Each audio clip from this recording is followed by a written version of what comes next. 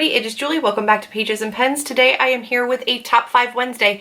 This will be my only Top 5 Wednesday for March, I think. Maybe. I'm not really feeling too inspired by the other ones, but this one is my Top 5 Sci-Fi and Fantasy recommendations. This is difficult. I like a lot of fantasy. A lot of fantasy. Sci-fi, not as much. These are my top 5. If you haven't given these books a chance, or these genres a chance, these are the ones you should be reading. These are absolutely 5-star reads for me, but they are also books that I think are easy to get into if this isn't really your genre. So let's jump into it. In no particular order, I have Illuminae and Gemina. This is a sci-fi series that is so phenomenal. Honestly, I think it's best to go into these not knowing very much. It is a mixed media book. That much is known widely on the booktubes. I suggest you read them. It made my top 10 for the year. I gave away Illuminae more than any other book in my giveaway that I did for my 2K Q&A and giveaway. Everybody wanted it, and I'm so glad that they did, because I really think you should read it. It's a great series. The third book in the series, which I believe might be the last one, I'm not sure if it's trilogy or not, I'm hoping comes out sooner than later because I cannot wait. But Gemina just came out last year, so we might have a little bit of a wait. However, so good. Just so good. So give that a read, please. And Illuminae and Gemina are both by Amy Kaufman and Jay Kristoff. And Gemina is also illustrated by Marie Lu, who does the Legends series and the Young Elites, and she's phenomenal. So that was really cool. My last sci-fi recommendation is The Host by Stephanie Meyer. This was supposed to be part of a series, but nothing ever came after that. It's just this. So right now it's a standalone. I hope and pray that we get more in this series, but as a standalone, it works. I wish that it was more, but it does work on its own, and it's phenomenal. This is about an alien invasion, and they take over host human bodies, and obviously they're looking to find all of the remaining factions of humans that are hiding out there in the world to take them over as well. Just such great world building, relationship building. The relationships in this are so complex. The moral situations that they get themselves into are so real and raw and well written, and in general is just such a good story. Like, such a great story, and I wish more people would read it. I think a lot of people stay away from it because it's Stephanie Meyer and there's like the Twilight stigma, which is ridiculous, and I've talked about this before, but you should read this. Like, you have to read this. Please go read this if you haven't already. Listen to me and go read it. Then we're gonna get into my fantasy series. I'm gonna start off with one that I think is cool because it's a mix of like horror, mystery, murder, and fantasy, and I think that it's a good one because if you already like mystery or horror, or not, it's not horror, but it's like creepy. If you already like that feel, but you're not into fantasy, this is a good crossover. If you are into fantasy, but not so much the creepy horror, this is a good crossover.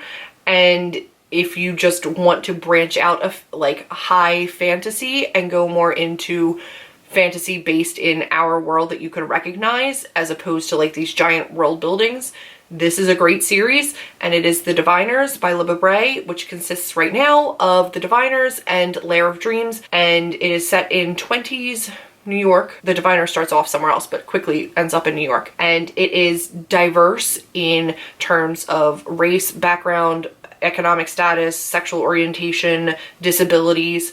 It's all there. I think that it's so well written. I listened to both of these in audio form, and the audiobooks of these are magnificent.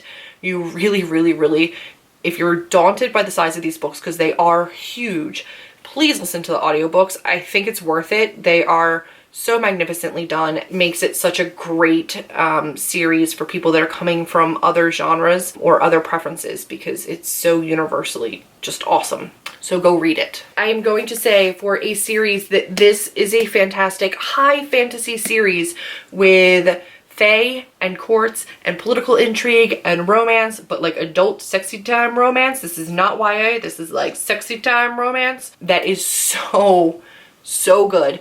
I loved her Throne of Glass series, but this one far supersedes it in my opinion. I found myself a lot more drawn to this series, and I really enjoyed it. This first one, A Court of Thorns and Roses, is more of a Beauty and the Beast retelling. This one shoots off of that. This is just its own story.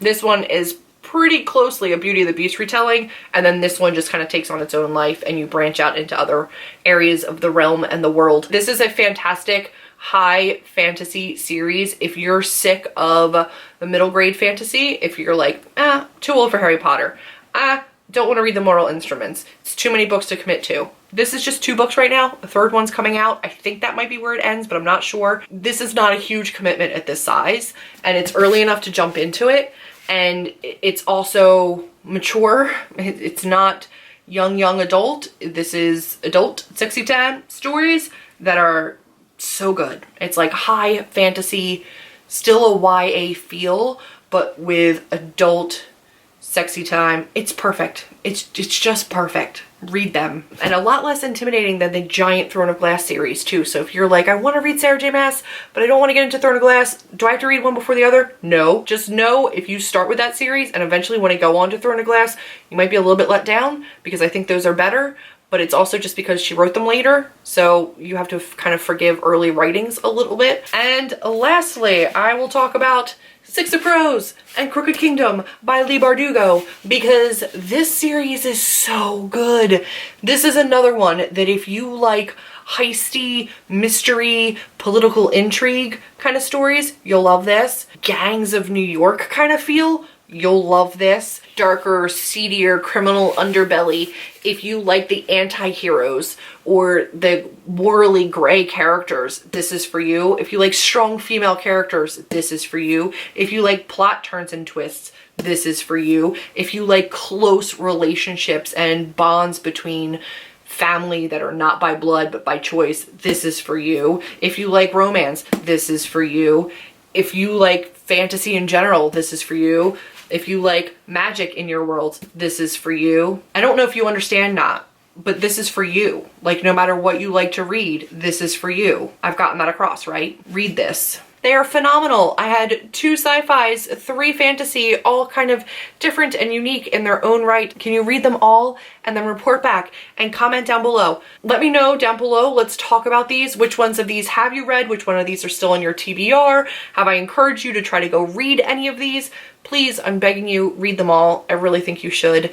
I hope you've enjoyed this Top 5 Wednesday from me. The link to the Goodreads group will be down below, as well as my link to my Facebook group where you can buddy read with me. March's buddy read is going to be School for Good and Evil. That's going to be started literally the first day of March, maybe earlier. I might cheat and start on the 28th of February. I'm really excited about the group. I think it's going to be a great place for everybody to chat. So please go join me over there. Like I said, Goodreads group, Facebook group will all be listed down below. I hope you've enjoyed this Top 5 Wednesday. If you did, give me a big thumbs up, click subscribe, and I will see all of you in my next video. Bye guys.